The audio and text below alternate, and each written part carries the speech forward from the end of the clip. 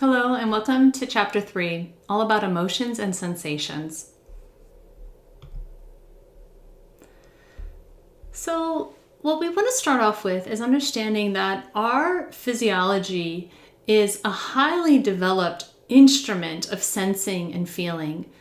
We have so many neural pathways traveling from our sense organs, our skin, our eyes, our ears, taste, also what's called interoception, our ability to feel what's inside of our body, which includes things like organs, but also sensations and emotions. And all of these neural pathways travel to the brain to be interpreted. So our feelings and our sensations are the equivalent of like our personal GPS or our sonar. It's like an individualized map to help you navigate the world. And it's informed based on how it's interpreted in our brain, which has to do with our belief systems and our values. So the idea here is that emotions help us navigate the world. And although they may be uncomfortable, they're not good or bad. Emotions are information. So part of what's really important in this world is a lot of people who identify or have been labeled highly sensitive, or they've been blamed for being too sensitive. And that's often done by people who can't tolerate emotions, or let's say specifically by parents who don't know how to soothe their kid and they would just rather them not be so sensitive. So I'm here to say that it's certainly not a weakness. To have a highly tuned instrument is actually a very important thing for moving through this world. We want to be highly calibrated. Think of a road map. You need the road map to have all of the different details in the different streets so you can get from one place to the next. If you were trying to get from Seattle to New York and it just had Seattle, Chicago, New York, you really can't get there. So our high calibration feeling, sensing body is actually going to be really useful, in fact, like a superpower to navigate this world. But we do benefit from like training and fine-tuning it. And just historically, generations past, where people have downplayed the use of emotions or wanted to feel as if they're not useful, a lot of us are figuring out how to actually be with our emotions, how to use them as information, but also yet how not to let them rule and overpower us. So I think of emotions, sometimes we have like emotional storms. We want to learn to have enough observer skills that we can be like a weatherman, where you're observing the rain, but you don't have to be out there caught in the rain and carried down river. So part of learning your emotional system is about, and building trust, is learning how to communicate with your own body.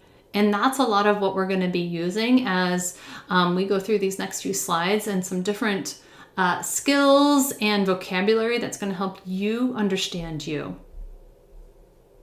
I will also add, when it comes to sensitivity, is that often people who feel a lot internally about themselves, they also feel that about the world, meaning they can often pick up a lot on what other people are feeling. And so you could imagine just the degree of overwhelm that can happen if you're picking up on not only a kaleidoscope of information inside of you about you, but then also about the people that you're around. So that's part of why having some training around how to be with emotions and boundaries, how to distinguish self versus other, is a really important, in fact, necessary thing to do if you are a sensitive person.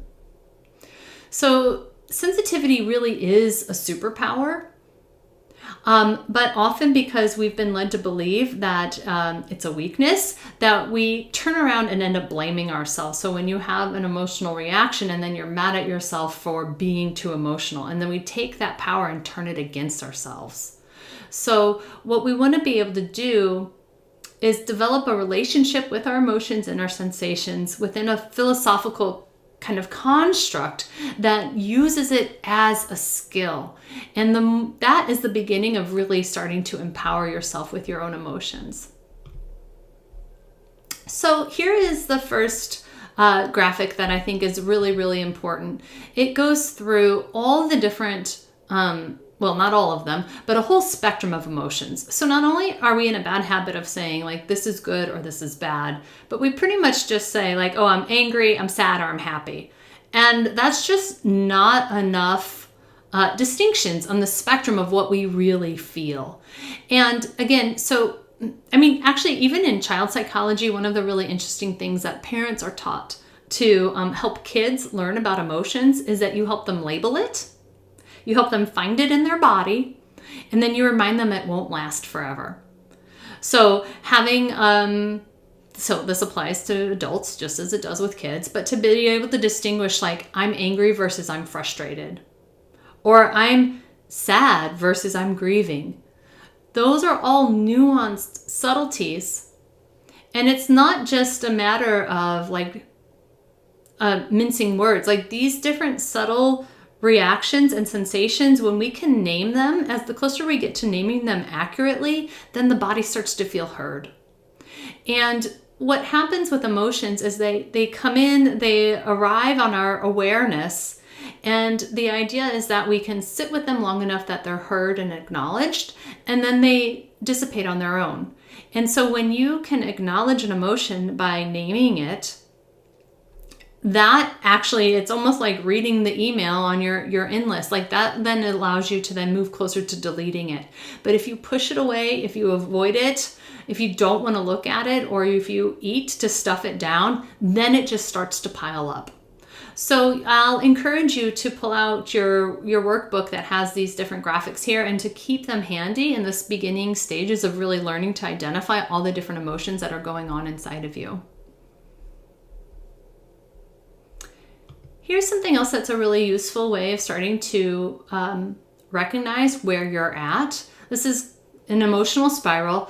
You'll notice that 7, contentment, is really close to 8, which is boredom, the beginning of the downward spiral. So you can see how there's just subtle shifts that you might find where you move and how you can drop from one to the next. An interesting thing to point out here too is that if you're all the way in the bottom in depression or hopelessness, then often starting to come back up, one of the first feelings a person feels when they're coming out of depression is anger.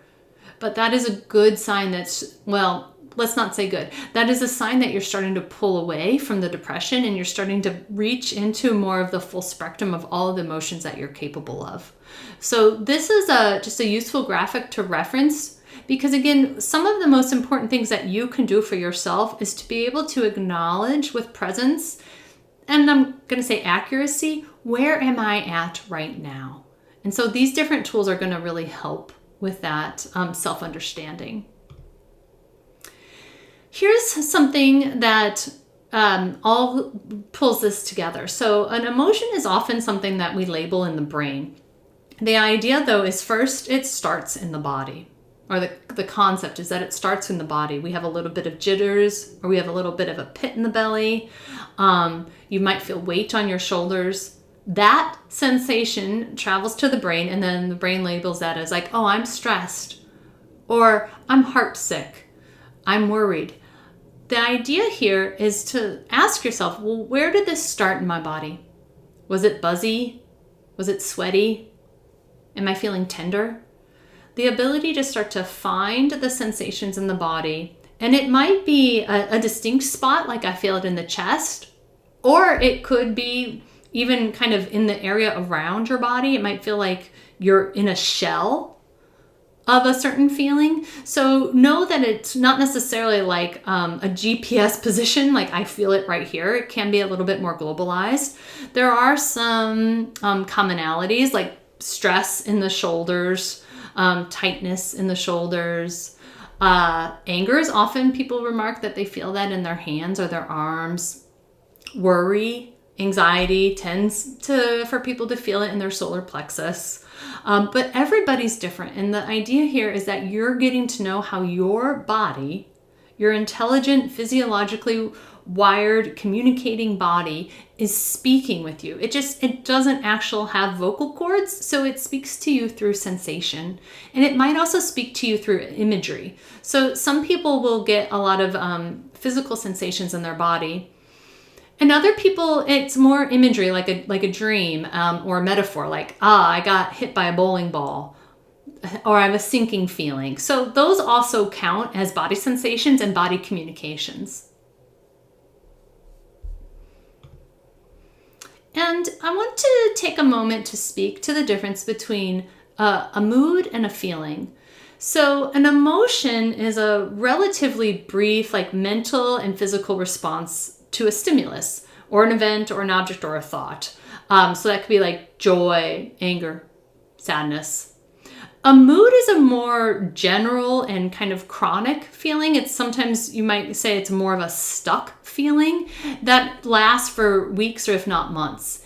And so when somebody is in a place of learning to be with their emotions and sensations, we're also starting to make a distinction between a mood. Have I been in this place for a long time? Is this an acute feeling that's a response to something that's going on right now? Or is it more chronic or stuck? And this is one of the ways that we can start to make a distinction about the disposition of our mood. Specifically, is it something we can change or we can't change? And is there an action I can take about it, or do I need to practice and learn acceptance? And there's going to be a whole exercise at the end of this chapter that's going to take this a lot deeper for you. So what we're really talking about here, and this is a lot of the essence from DBT therapy, is this idea of skillful tolerance. We want to be able to develop the skill to observe our emotions and to tolerate them. And if you know that emotions the sensations start to become aware of them, they increase, they peak, they get contained, meaning they're still often like an uncomfortable place. It's you're full of sensation, but then it moves into completion or resolution. That is the natural course of emotion. What typically happens though is as they're increasing, we start to think, I can't handle it. It's too much. I can't take it. It's going to get worse and worse forever. I'm going to be this way forever. And then that's when we start to reach for things to like numb, avoid, distract. And typically this is where a lot of eating issues come in, is we want to distract ourselves. We want to have new feelings in our body so we don't have to feel the original emotion. And so what I'm offering here is this idea that instead of finding numbing activities, distracting activities, or even let's say something healthy like stress reduction things, is that all kind of creates like this middleman. Well, they have some usefulness, but it can create this dependency that you have to do something about emotions. And it can be a much more empowering process to go straight to the source of your emotion, your sensation, to be in the body, to ride it like a wave, and to watch and observe it. Because if you feel like you have to do something about that, that is going to often put us into a place of a bit of a mental scramble of I don't know what to do, or what I'm doing is not working. And again, emotions deliver information, and so it's helpful to be able to be open to receiving that. But that's about it. If we do too much doing, we end up actually kind of like pushing away. So tolerance is a really key factor here. And what the thing is that our minds are kind of designed to avoid pain. That's part of how we survive. But when we experience an emotional pain, we can kind of be in a habit of almost treating that like a dangerous pain, like it's a hot stove. And so we can have a tendency to want to avoid the things that hurt. And that's actually what makes pain stuck or chronic. So this idea of tolerance is to be able to learn to turn and face the things that are uncomfortable within us, to be able to observe it from that level of this is the sensation, this is the feeling. Remind yourself it won't last. Remind yourself that you're not in danger to feel this emotion. And to know that is inherent in how emotions work, even emotional pain, is that it's not here forever. It's meant to teach us, to inform us, and then it dissolves into a soft, focused memory. And what that means is you remember feeling hurt or knowing that you experienced something painful, but that you no longer carry the actual suffering with you. Emotional pain is a natural and normal part of the human experience, and it's an important signal that can teach us if something's not right or needs attention. But if it's ignored, it can become chronic, and it can interfere with our ability to actually move forward in life and to interpret future events that are going on for us. So part of our job is to learn how to be with our emotions. I'm going to say specifically how to be with our pain, how to validate it, and then also how to let it go. Because that is so much of actually what people come to therapy for, and what people's deepest needs are, is they don't just want to talk about their pain, they actually want it to go away. And so what I'm presenting here is this concept of going straight to the core, going right to the things that we carry. These could be painful beliefs or painful experiences, painful memories, and to be able to actually look directly at them. And there is something very empowering about showing up to yourself with your full attention and giving yourself permission to acknowledge and express what you're actually carrying inside. So here are a few experiments to use, and these are actually really good for like getting in touch with anger, because that's often an emotion that people say, I don't know what to do about my anger, and they don't know how to necessarily feel it. So sometimes being in action about something can help you start to find it in your body. Tearing up paper, yelling or screaming in the car, actually going to Goodwill and buying used plates and finding a safe place to just break them. And if you like, you can take them and make mosaic art from it. Those are all really like useful things to do, to just be in an active expression of feeling and sensation, being in your body. And let's begin with some of the reflections that we've got. One of the first things to go through is take that feelings wheel and list the top 5 emotions that you regularly experience, and then describe how that feels in your body. What sensations are normally with that? Most of me feels this way, but part of me feels this way. This is a question that helps you give voice to the big obvious stuff and also the smaller, more subtle feelings. What is my deepest fear? How does this fear show up in real life? And what would it look like and feel like to believe I can handle any emotion? What do I not want to admit to myself? What am I avoiding? And what body sensations do I feel at this moment? If you continue to your attention on your sensation, just allowing them to be there in your body, see what else you notice. Sit with the sensations long enough to see how they move, shift, and change. And then start to get familiar. What body sensations do I feel when I'm anxious? What sensations do I feel when peaceful? And what sensations in my body feel stuck? We've got this and then a number of other activities that are going to help you really get to know your own emotional spectrum and the sensations that show up in your body, so that you are increasing the depth of understanding of who you are and how your emotions communicate to all of you, and how to be able to then use this as your superpower and your own deepened self-knowledge. Okay, thank you for completing chapter 3.